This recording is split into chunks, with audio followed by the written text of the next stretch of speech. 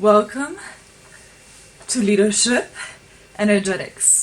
This is probably going to be a very deep, it most likely will be, episode.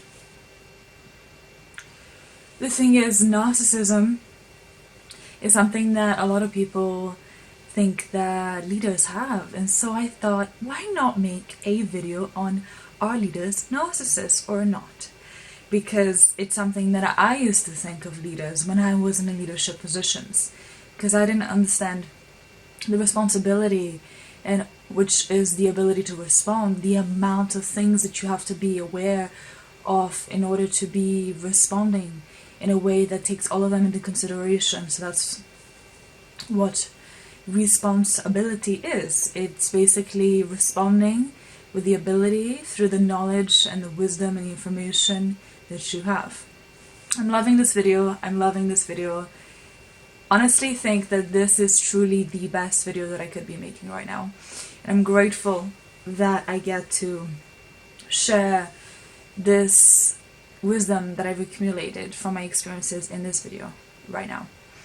So here's the thing. When I was younger, I became really obsessed with psychology and narcissism and what all that meant, and what does that mean, how can I make sure that I'm not that kind of person. And then I just went into this way of seeing the world where I only saw the world through people who are narcissistic and people who aren't, and these are the bad people and these are the good people. And it took me a long time to break that programming, because that's all it was, a program. It was a set of labels to describe this experience, but it's not the experience itself. The direct experience itself is here, not labels that are used to describe it. For example, a tree isn't the word tree, it is the thing itself. So you can say that's a tree, but that's just a word we use to describe the thing itself. The word was created. Are you with me? So essentially, narcissism is a word that was created to describe a set of patterns and a set of behaviors, and that's all it is. So essentially, nobody is a narcissist, but people can embody narcissistic behaviors, and some to a higher spectrum than others. And something that I was watching a psychology video on mental health a few months back, and it was talking about all these different types of mental health: ADHD, schizophrenia, psychopathy, narcissism, autism, all these things in this one video. And it said sometimes certain careers paths requires you to have coping mechanisms and also adapt to be able to fulfill what it requires from you. For example, let's say sales. Sales is something that also is very, very stressful, and you have to be able to handle that stress and be able to stay calm in stressful situations, which does require the human being to change itself, its set of behaviors and patterns and habits, to be able to adapt to that requirement, that goal, and that career. So sales does cause a lot of people to embody psychopathic behaviors where they lack empathy, they lack remorse, they lack guilt. But it's not because that's who they are, that's who they had to become to be able to adapt to that environment.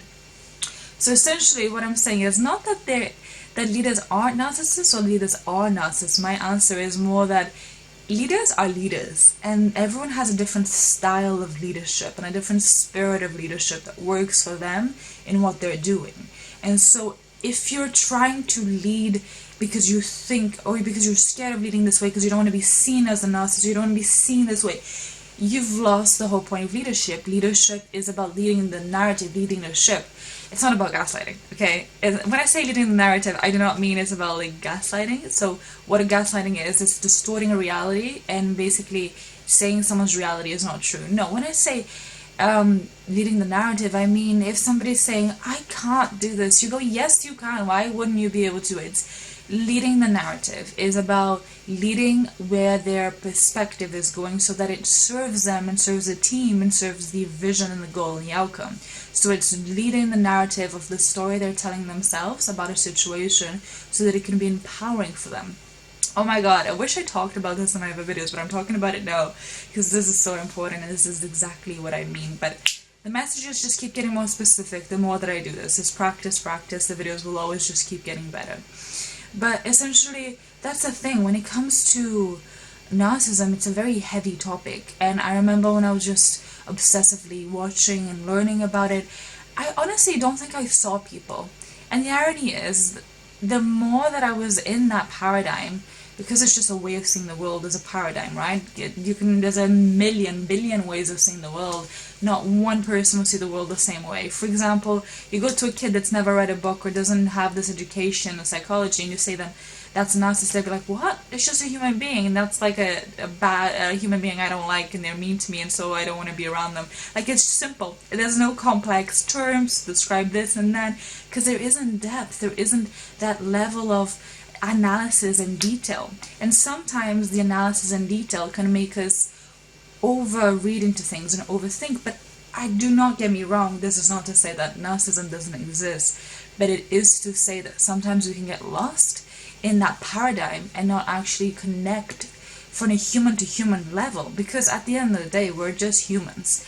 Regardless of what way of being the human is, it is still a freaking human being, and every human is wired and built differently, because every soul is literally here for a different purpose, is here to live a different destiny than the person sat next to them.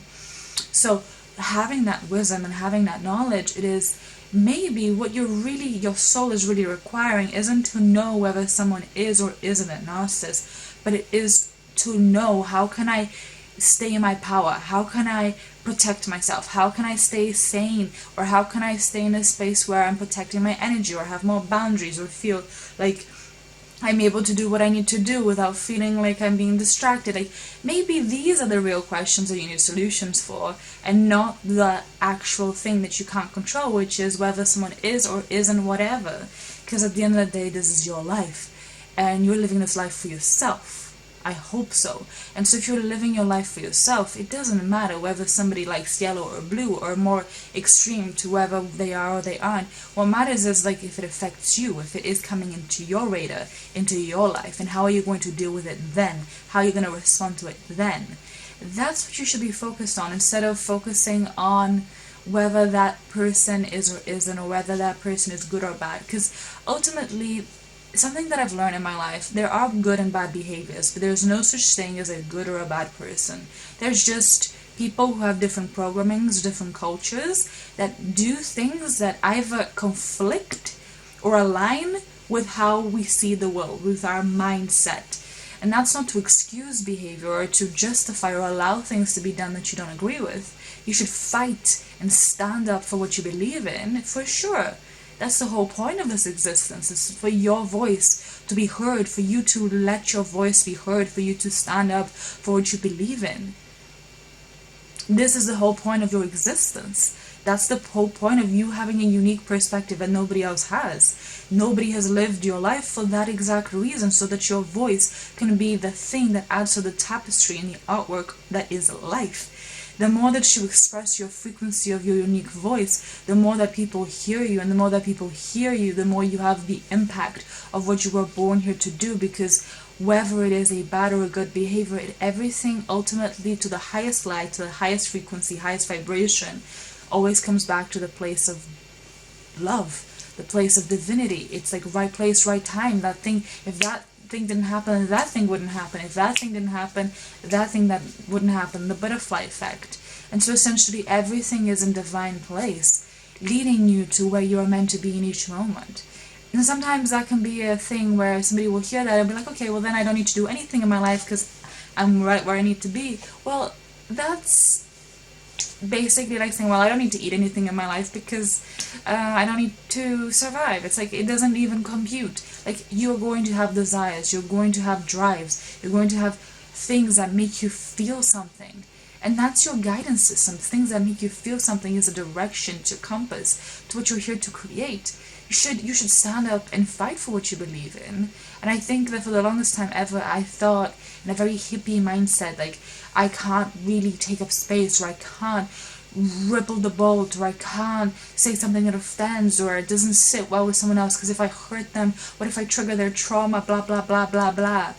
And it was like I was taking the responsibility of how they were going to process what I was giving out, when really my only responsibility is how I express it and how I experience it and how I feel, my ability to respond instead of react. And respond instead of react isn't a monotone, robotic expression. It's actually authentic expression. So that's coming from a place of being so connected to your true emotions and also so connected to your center, so that you're not really over expressing or under expressing. What I mean by that is, if you're under expressing, you're speaking in a very monotone way. You don't want to be too loud. You don't want to ripple too many boats. You don't want to make too much noise. You don't want to rub someone the wrong way. And if you're over-expressing, like angry, and you're like losing control of, like, you're forgetting, you're slipping over your words. You're like and it's just like that. It's just so not in authenticity, because authenticity isn't about proving. It's not about overcompensating. It's about just being so saturated into your authentic frequency. There's power that comes through every vibration of the sound of your voice, and that is true power. And then that is something that is not narcissism, but could be seen as narcissism to somebody who's insecure, or somebody who's less confident, or somebody who doesn't have that wisdom. They might think, well, that person's full of themselves, but it's because of where they are in their journey. They haven't learned those lessons to be able to understand the power of fully owning all of your essence and all of your truth, and how that creates powerful inspiration for other people to do the same. And as other people own their voice, there's more truth, and as there's more truth, things aren't put under the surface. There's not as much denial, and that creates more transformation and change, which ironically is a thing that actual, like, full-blown people who develop the habit of narcissism to the point where they are creating very abusive and toxic habits and behaviors that are quite literally intentional. These people, they are against expressing their truth. They live in a state of lies. They live in a state of illusion. And so essentially, to bring the true frequency is to dismantle. The truth cuts through lies. And when I say truth, I don't mean like a subjective truth. I mean the truth, like the essence of truth, which is, it's not about what you think is true, it's what is true in the moment. It's like seeking, and you're constantly in this journey of seeking truth. I don't think anyone ever lands to, like, this is truth, but your choice to constantly seek the truth and truth and truth and truth is you living in authentic frequency, is you living in truth. And so how can we say and how can we judge if someone is this or that? It's definitely coming from a place, and that's something that doesn't sit well with me. And I want you to listen to me with an open heart. I want you to listen to me with an open mind, but it doesn't sit well with me at all that some people have come together and they were like, okay, this is the normal way to be and this is the abnormal way to be, and so we're going to call the abnormal way to be ADHD, neurodiversity, autism, and the right way to be, just because there's more people on the side, we're going to call them neurotypical. It doesn't sit well. Like, it just doesn't. I can't buy into that, because the truth is, we don't go around in nature and saying, well, that animal is this and that animal is that. That's the normal way to be, that's the natural way to be, and that isn't. We don't go into nature and go, that flower is natural and that flower is not natural. We just look at them as unique. We look at them as nature, because nature, every single bit you look at nature is unique. There's not a replication. The only replication you get is when the human's mind come along and we're trying to figure out what is right and what is wrong. It's the split of, like, good and evil, and enlightenment is coming back to the realization that it's not that good and evil doesn't exist, as in it is just nature.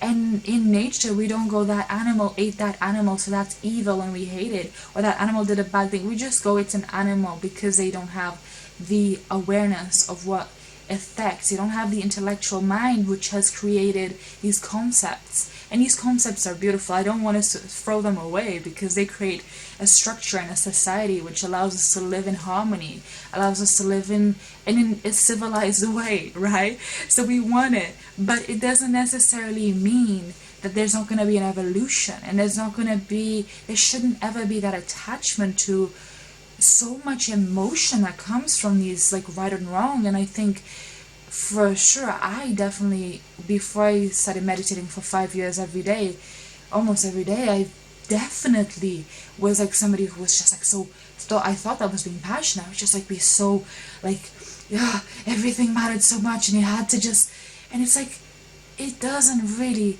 Ultimately, at the end of the day, we are light, we are frequency, we are vibes, we're energy, that's all we are, expressing in a human body.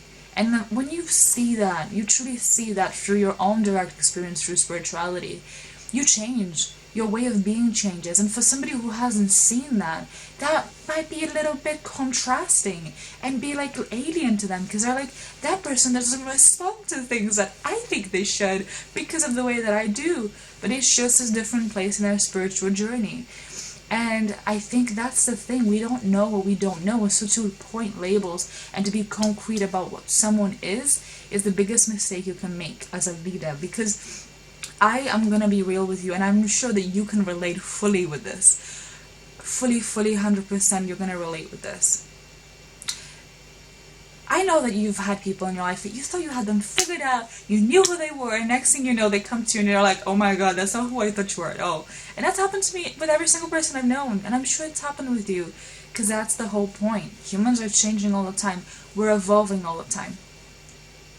And so, the whole point of us evolving and changing all the time is that we don't actually know who anyone truly is. We don't know who ourselves truly is, because we're evolving, we're transforming with life. And so the whole message of this video, the whole point is to be more connected to your intuition and your emotion and live from that heart space, because that gut feeling, that truth, that allowance, that finding the balance in the middle path and not allowing yourself to just be swayed too much on one side or another, and allowing yourself to be more neutral, and not from a space of monotone like a robot, but from a space of, I'm actually allowing myself to give this experience a chance to consistently in each moment teach me something new. This learner is mine.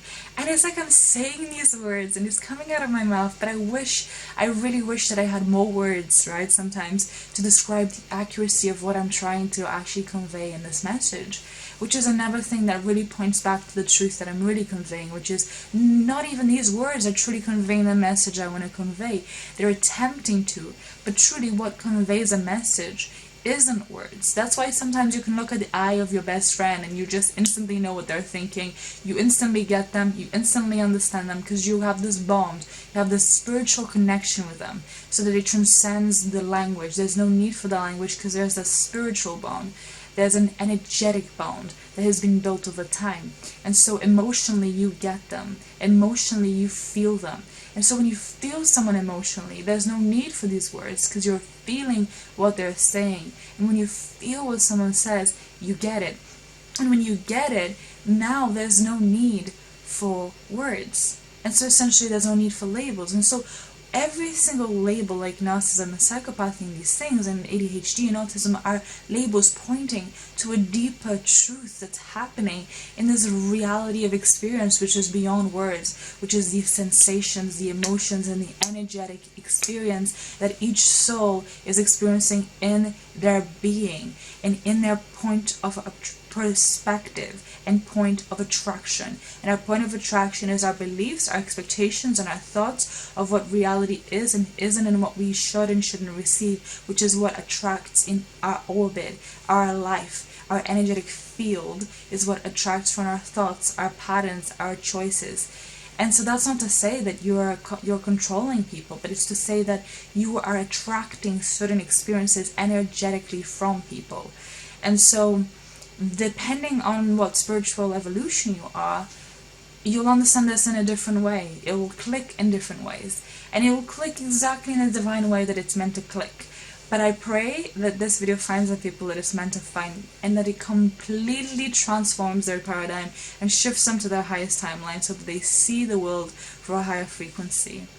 And so that life becomes something that is more beautiful and there's more uplifting. And that's my prayer and my intention for this video. I'm really happy. I'm really happy with this video. I love what's come through. I'm really grateful and privileged to have this wisdom flowing through me, and to have been gifted by the universe, by God, by source, by this higher power that is unexplainable with words, that this gets to be my purpose, right? This purpose to be able to explain this to you in this moment. And I think enlightenment is truly my path, and if you're watching this, highly likely it also is yours. And it's a beautiful journey, but the whole journey is about light and awareness, to enlighten the individual with awareness, right? And so your path is one of being aware of your experience more than being controlled by your experience. And I guess that kind of is what I'm trying to say in the whole video today. So thank you for watching. This was a very deep video, very unique. I wonder how it's gonna go. I wonder how people are gonna respond to it, and I want to know, so engage with me in the comments. I don't care if you agree or disagree, but I do care to hear it. So let's talk, and I'll see you in the next video.